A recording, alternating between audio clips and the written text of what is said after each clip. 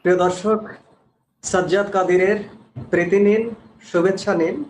আজকে আমি একা কথা বলবো না, দ্বৈতভাবে কথা বলবো। আজকে আমাদের এই লাইভে যুক্ত হয়েছেন। নমস্কার, আপনারা দেখছেন দ্য ইন্ডিপেন্ডেন্ট বেঙ্গল। আমি শিবম। সকলকে নতুন বছরের শুভেচ্ছা। নতুন বছর সকলের খুব ভালো কাটুক।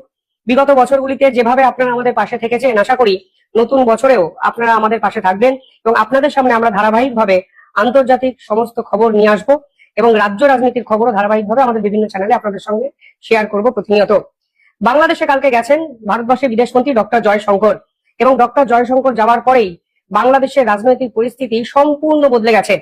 প্রথমে দেখলাম বাংলাদেশের দুই উপদেষ্টা ডক্টর জয়শঙ্করের সঙ্গে একটি বৈঠক করলেন, এবং এই উপদেষ্টাদের মধ্যে উল্লেখযোগ্য উপদেষ্টা হলেন আসিফ নজরুল, যিনি দাবি করেছিলেন বাংলাদেশে নাকি 26 লক্ষ ভারতীয় কাজ করেন।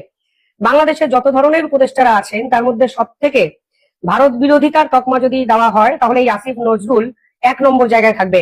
কালকে ডক্টর জয়শঙ্করের সঙ্গে বৈঠকের সময় তার আচরণ, তার যে শারীরিক অঙ্গভঙ্গি একটা জিনিস প্রমাণ করে দিচ্ছে যে দক্ষিণ এশিয়ায় আসল বাঘ যে ভারত তা আসিফ নজরুল জানেন, এবং যেভাবে ডক্টর জয়শঙ্করের সামনে তিনি কাচুমাচু হয়ে বসেছিলেন তাতে আর যাই হোক তার লম্বা চওড়া কথাগুলো অন্তত আর প্রকাশ্যে মানায় না। ভারত কিন্তু কালকে পরিষ্কার বুঝিয়ে দিয়েছে যে দক্ষিণ এশিয়ার রাজনীতিতে ডিসাইডিং ফ্যাক্টরের নাম একমাত্র ভারত, কোনো দালাল পাকিস্তান কিংবা মোহাম্মদ ইউনূস নয়। কালকে শুধুমাত্র ডক্টর জয়শঙ্করের সাথে বাংলাদেশের উপদেষ্টা দেখা করেছেন তা নয়, পাকিস্তানের স্পিকারও কিন্তু ডক্টর জয়শঙ্করের সঙ্গে দেখা করেন। এবং বিএনপির তারেক রহমান, আপনারা জানেন, যার মা খালিদা জিয়া, তার স্মৃতিতে কিন্তু কালকে ভারতের পক্ষ থেকেও একটি মুখ বন্ধ খামে নরেন্দ্র মোদী বার্তা পাঠিয়েছেন, এবং সেই মুখ বন্ধ খামে কি লেখা আছে সেটাও আমি আপনাদেরকে আজকে দেখাবো এক্সক্লুসিভলি। কিন্তু ইম্পর্টেন্ট বিষয় হলো ডক্টর জয়শঙ্কর যখন বিএনপির সঙ্গে এই মিটিং গুলো করছেন তখন জামাতের সর্বোচ্চ নেতা একটি বাইট দিয়ে বসেন রয়টার্সকে। তিনি বলেন ভারতের কূটনীতিবিদ একটি গোপন বৈঠক জামাতের সঙ্গেও করেছেন, কিন্তু কি বিষয়ে কথা হয়েছে তা প্রকাশ্যে বলা যাবে না। এবার ভাবুন, যেই জামাত বরাবর ভারত বিরোধী, যে জামাত বরাবর পাকিস্তানকে তোল্লাই দিয়ে চলে, এমনকি 1971 সালের মুক্তিযুদ্ধতে সরাসরি পাকিস্তান সেনাবাহিনীর দালালি করেছে, সেই জামাত এখন ভারতের কাছে আসার জন্য বা ভারতের ক্লোজ এস্টাবলিশ করার জন্য কালকে কিন্তু গোপন বৈঠকের কথা বলে দেন। এরপর জামাতের পক্ষ থেকে যে স্টেটমেন্ট গুলো দিয়েছে সেই স্টেটমেন্ট গুলো বিশ্বাস করুন আপনারাও মেলাতে পারবেন না, কারণ শেষ এক বছর ধরে এই জামাতি বারংবার 7 সিস্টার্স, শিলিগুড়ি করিডোর, বিভিন্ন ভারতীয় বিষয় নিয়ে তারা কড়া হুমকি তারা দিয়ে গেছেন, কিন্তু আজকে তারা প্রমাণ করার চেষ্টা করছেন তারা ভারতের ক্লোজড। কারণটা কি আমি আপনাদের সেই বিশ্লেষণ করব, তবে তার আগে জামাতের নেতা কালকে কি বলেছে একটু আপনাদের ছোট করে বলে দিই। কালকে জামাতের নেতা পরিষ্কার বলেছেন যে এবছরের শুরুতে আমার সাথে ভারতীয় কূটনীতিবিদের একটি গোপন বৈঠক হয়েছে, কিন্তু ভারতের ওই কর্মকর্তাটি গোপন বৈঠকটি বিষয়ে প্রকাশ্যে আনতে বারণ করেছিলেন। এবার পরিষ্কার তিনি বলেন যে আমার কাছে অনেক কূটনীতিবিদ আসেন, তাতে সমস্যাটা কোথায়? এবং এটা বলছেন তিনি যে আমাদের সবার কাছে একে অপরের কাছে উন্মুক্ত হতে হবে, আমাদের সম্পর্ক উন্নয়ন ছাড়া আর কোনো বিকল্প নেই। বাংলাদেশের ভোট 12ই ফেব্রুয়ারি। হঠাৎ করে 1.5-2 মাস আগে জামাতের মনে হলো ভারতের সাথে সম্পর্ক উন্নয়ন ছাড়া তাদের কাছে কোনো বিকল্প নেই। তাহলে অকারণ ভারত বিরোধিতা কেন?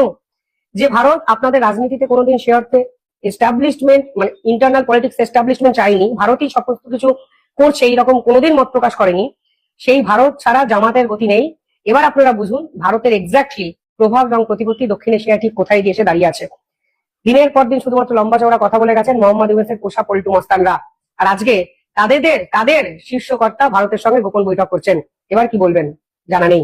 পাশাপাশি কালকে জামাতের পক্ষ থেকেও বলা হয়েছে যে এই মুহূর্তে দাঁড়িয়ে আমাদের সবার সঙ্গে একটি ভারসাম্যপূর্ণ উপায়ে সম্পর্ক বজায় রাখতে হবে। আমরা কোনো একটি দেশের দিকে ঝুঁকে পড়বো সেরকম নয়, অর্থাৎ তারা যে পাকিস্তানের দিকে ঝুঁকে পড়ছে সেই বিষয়টি নয়, তারা ভারতের সঙ্গেও সম্পর্ক বজায় রাখছে। এবং পাশাপাশি এই যে বৈঠক হয়, এই বৈঠকের পর জামাতের যে পলিটিক্স সেই পলিটিক্সেও কিন্তু বদল আসে। হঠাৎ করে জামাত হিন্দু প্রার্থীর নাম ঘোষণা করে বসে।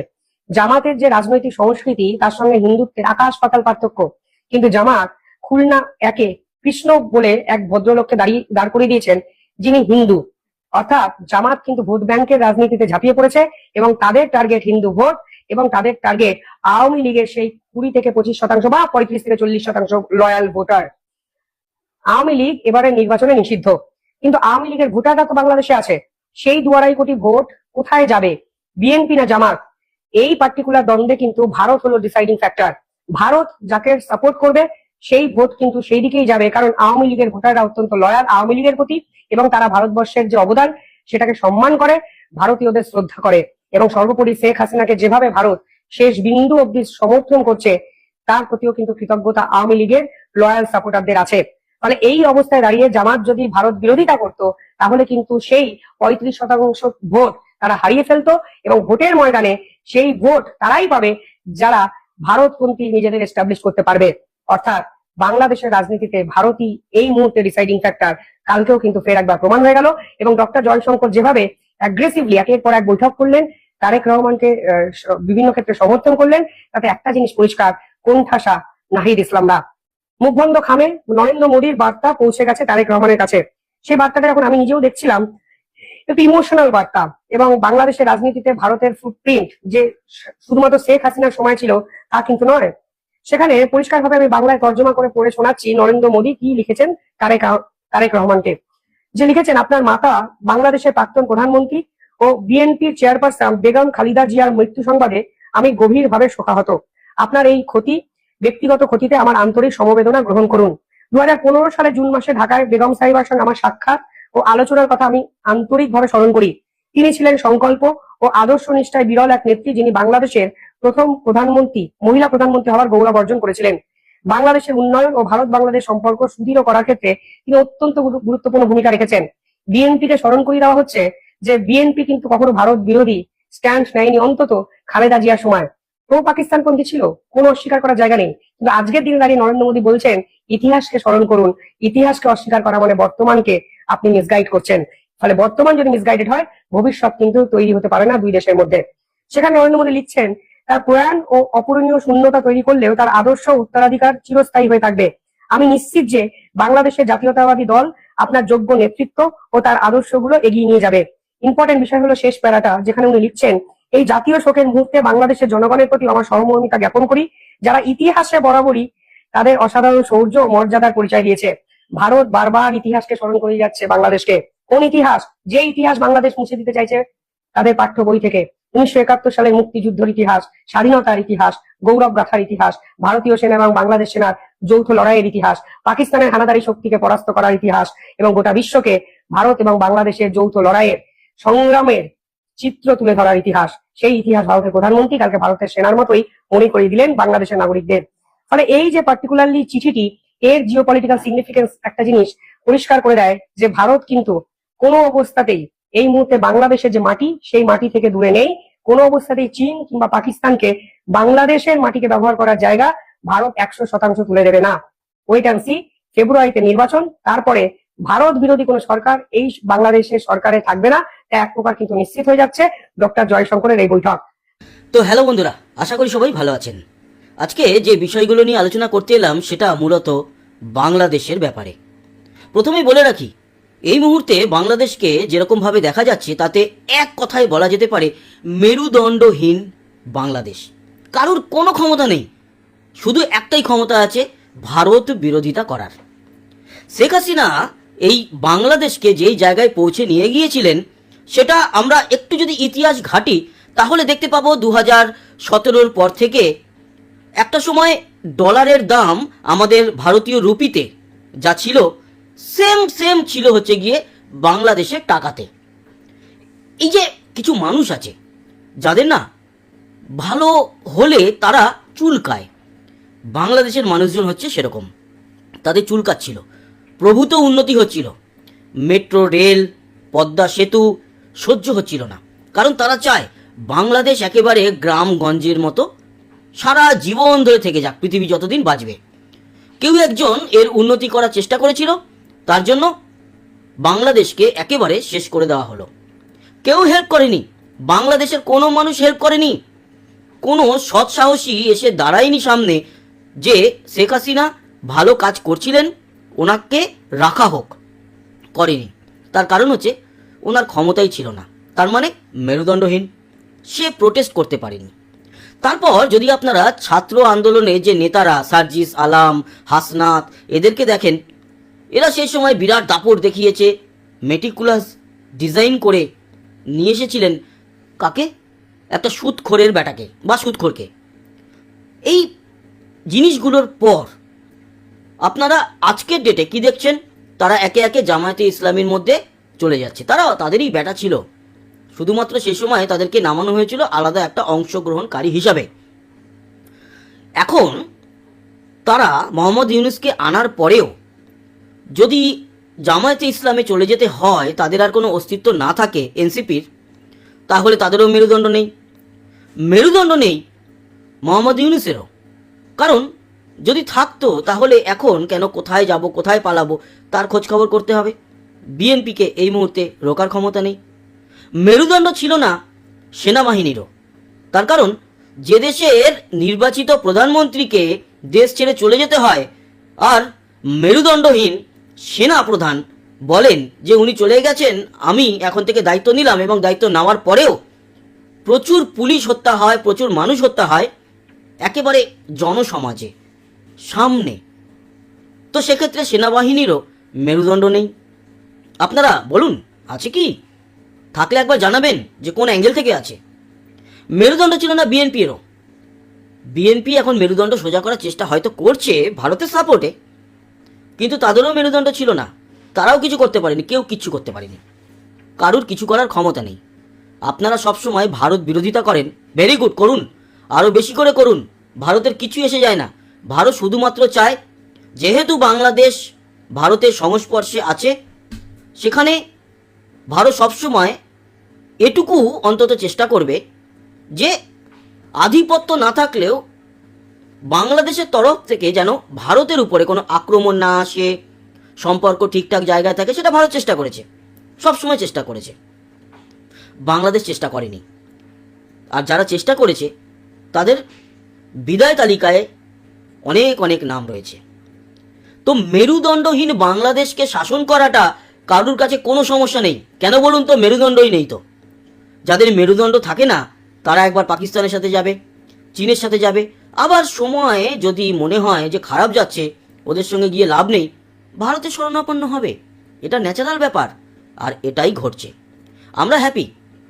চোখের সামনে উঠে দাঁড়ানো একটা দেশকে যখন দেখলাম এরকম ধসে পড়ে গেল, তখন এবং তারা ভারতকে এত ছোট করে তাদের আমাদের যে জাতীয় সঙ্গীত তাকে অপমান করে, জাতীয় পতাকা তাকে অপমান করে বিরাট বড় বাঘ মেরেছি হিসাবে নিজেদেরকে বিরাট বড় মাপের একজন মানুষ বলবো না, জঙ্গি হিসাবে প্রেজেন্ট করলো। সে সময় বোঝা গিয়েছিল যে এরা আসলে ভারতের ক্ষতি তো করছে না, ভারতের ভালোই করছে। তার কারণ এই ধরনের ঘটনাগুলো ঘটলে বাংলাদেশের সরকার তো স্টেবল থাকবে না, নেই, চলেও গেছে। এখন যারা আছে তাদেরকে আপনারা ভালো করে জানেন, যাদেরকে আনা হয়েছে আপনারাই নিয়ে এসছেন। তো ব্যাপারটা কি দাঁড়ালো? আপনাদের যে শিল্প ছিল গার্মেন্টসের, সেটা কি আপনারা রাখতে পেরেছেন? পারবেন না। আমাদের ভারতের ভালো সমস্ত গার্মেন্টস কোম্পানিগুলো এখন আমাদের ভারতে সেখান থেকে সাপ্লাই করছে বিদেশে। আর আপনাদের মালপত্র যদি সাপ্লাই করতে হয় ওই মুম্বাই বন্দরে আসুন, ওখান থেকে সাপ্লাই করুন। কীরকমভাবে পেছন মেরেছে আপনাদেরকে। লজ্জা আপনাদের হবে না কেন জানেন তো? তার কারণ হচ্ছে আপনারা বা আপনাদের মধ্যে ম্যাক্সিমাম মানুষ অশিক্ষিত। তারা বিশ্ব রাজনীতি বোঝে না। তারা শুধু একমাত্র জানে হিন্দুদের বিরোধিতা করতে হবে। কারণ যেহেতু বাংলাদেশ একটি মুসলিম কান্ট্রি, সেক্ষেত্রে হিন্দুদের বিরোধিতা করতে গিয়ে আপনারা কি করেছেন? আপনারা নিজেরা আছলা বাসের উপর বসে পড়েছেন। আর মেরুদণ্ড তো আপনারা বিকিয়ে দিয়েছেন। মেরুদণ্ড যদি থাকতো তাহলে আপনারা কি করতেন? একটা দেশ হিসাবে আপনারা সেই দেশকে পাশে রাখবেন বা রাখতেন যারা আপনাদের পাশে রয়েছে। হ্যাঁ, কিছু খোটামুটি লেগেই থাকবে, অবভিয়াসলি, এটা ন্যাচারাল ব্যাপার। কিন্তু তার বাইরে গিয়ে আলোচনা করে সমস্ত কিছু ঠিক করা যেতে পারত। বাট আপনারা এমন ভারত বিরোধিতা করেছেন যে ভারতের সাধারণ মানুষদের থেকে আপনারা অনেক দূরে চলে গেছেন। তবুও একটা ভালো কথা বলি আপনাদের, ভারত সরকার এখনো পর্যন্ত বাংলাদেশের উপর থেকে তাদের যে নজর সেটা কিন্তু হাঁটায়নি। এরকম আমাদের সাধারণ মানুষের মতো বলেনি যে যা খুশি মারাক, এবার আমরা ছেড়ে দিলাম বাংলাদেশকে। এর পেছনে কিছু রাজনৈতিক কারণ আছে এবং পলিটিক্যাল, শুধু বলবো না, এটাও বলবো যে ভূগোল বা জিওগ্রাফিক্যাল যে একটা ব্যাপার, তার জন্য আমরাও বাংলাদেশকে ওইভাবেই রাখতে চাই। কখনো কোনো ভিডিওতে বলিনি যে বাংলাদেশের 1 ইঞ্চি জমি আমরা নিয়ে নেব। বাংলাদেশ থেকে প্রতিনিয়ত বলা হয়, তাতে বিসিজি হচ্ছে সংক্ষেপে, পুরো কথাটা বললে বাল ছেড়ে গেছে বিসিজি। তো তারা পারবে না, তারা জানেও যে তারা পারবে না, কিন্তু কিছু সস্তা সেন্টিমেন্ট করানোর জন্য যখন একটা দেশের এগেনস্টে এই বাচ্চাগুলো বলে এই ধরনের কথা, তখন মনে হয় যে এত বড় মূর্খ আমরা জীবনে দেখে যেতে পারলাম, এটা আমাদের সৌভাগ্য বলবো না দুর্ভাগ্য বলবো, সেটা এই মুহূর্তে বলা যাচ্ছে না। তো অতএব বাংলাদেশে গিয়েছিলেন আমাদের বিদেশমন্ত্রী এস জয়শঙ্কর, ওনাকে নিয়েও উল্টোপাল্টা মন্তব্য করা হচ্ছে। উনি গিয়েছিলেন বেগম খালেদা জিয়ার শেষকৃত্যের যোগদান করতে, এবং তারেক রহমানকে একটি লেটার তুলে দেন আমাদের প্রধানমন্ত্রী নরেন্দ্র মোদীর তরফ থেকে। সেটা তো বড় ব্যাপার নয়, কিন্তু কোনো পলিটিক্যাল আলোচনা হয়নি। কেউ যদি বলে যে এই সমস্ত আলোচনা হয়েছে, তাহলে সে ভুল কথা বলছে, মিথ্যে কথা বলছে। আর বাকি আজকেও আরেকজন হিন্দুর হত্যা হয়েছে বাংলাদেশে, এবং তার নাম খোকন। তার একটি দোকান ছিল, সেই দোকান থেকে সে সারাদিনে বিক্রি বাট্টা করে যখন বেরোচ্ছিল, তার উপরে হামলা করা হয়। হামলার পর তাকে ধারালো ছুরি দিয়ে মারা হয়, এবং মাথার উপরে পেট্রোল ঢেলে আগুন লাগানো হয়। তারপরে সে যখন একটি কাছের পুকুরে ঝাঁপ দেয়, তখন চারিদিকের বাসিন্দারা ছুটে আসে। তাকে এই মুহূর্তে ঢাকা মেডিকেল কলেজে সম্ভবত ভর্তি করা হয়েছে, জীবন মৃত্যুর সঙ্গে লড়াই করছে। এগুলো আপনারা যারা করছেন তাদের জানি রাখি, মেরুদণ্ড ভেঙে গেলে মানুষ এগুলো করে। যাদের মেরুদণ্ড সোজা থাকে না, তারা সবাইকে সম্মান দিয়ে চলে, যেরকম আমাদের মেরুদণ্ড সোজা আছে। এবার বলবেন যে আপনাদের সম্মান কোথায় দেওয়া হলো এই ভিডিওর মাধ্যমে? না, আপনারা সম্মান পাওয়ার যোগ্য নন, ঠিক আছে? বাকি তারেক রহমানের সঙ্গে ভারতের অনেক আলোচনা হয়েছে, এবং কিছু বিষয়ে সহমত হয়েছে তারেক রহমান। কি বিষয় নিয়ে? সেটা আওয়ামী লীগকে ইনক্লুসিভ নির্বাচনে যোগদান করার ব্যাপারে আগামী দিনে কিছু পরিকল্পনা নিয়ে, সেগুলো তো পরবর্তী সময় ভালোভাবে আপনারা জানবেন। এখন অত ডিটেলে না আলোচনা করাই ভালো।